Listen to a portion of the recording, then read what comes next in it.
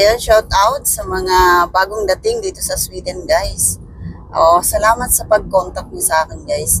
Kapag nagme-message kayo sa akin, try ko talaga na sasagutin kayo, guys, kasi alam ko na gusto niyo ring kailangan niyo yung mga sagot ng mga katanungan, 'di ba? So, welcome kayo, guys, na magtanong sa akin, mag-DM kayo. Ang name ko nga pala sa Messenger is ganito pa rin yung pangalan ko sa YouTube. Ganun pa rin. I-search nyo lang. So, yung mga nagtatanong sa akin, sinasagot ko rin talaga sila kasi nga alam ko na kailangan nyo ng information.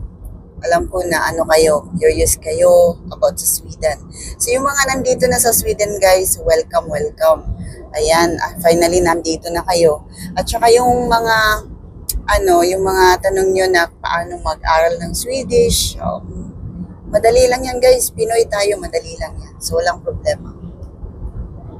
Tsaka pag makuha nyo yung personal number nyo, so, yun na, pwede na kayong mag-aral ng language nila.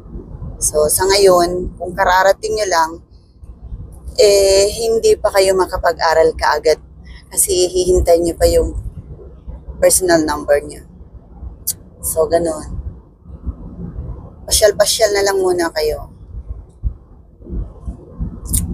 Kung nag-alala kayo na mahirap pa ang Swedish, madali lang. Sa mga nandiyan pa, kung hindi pa kayo nag-aral, guys, kung hindi pa kayo nag-aral, o nandiyan pa kayo sa Pilipinas, alam nyo na napaalis na kayo soon, so pwede na kayong mag-umpisang mag-aral ng na sarili nyo. So marami sa YouTube, guys, pwede kayong mag-search.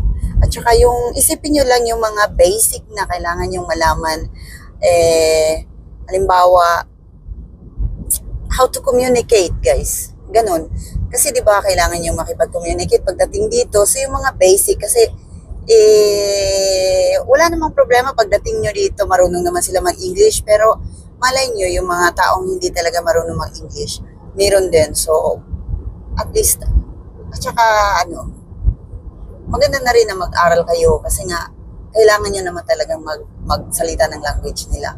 So, pwede nyo nang umpisahan yung mga basic, yung mga, hello, how are you, mga ganyan. Kung paano sa Swedish, yung thank you, yung how much. Kung halimbawa, isipin mo na pupunta ka sa store, o bibili ka, o yung mga sasabihin mo doon.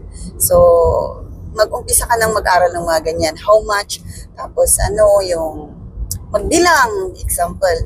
So, maganda rin na marunong ka nang magbilang. So, madali lang yan pag-aralan. So, habang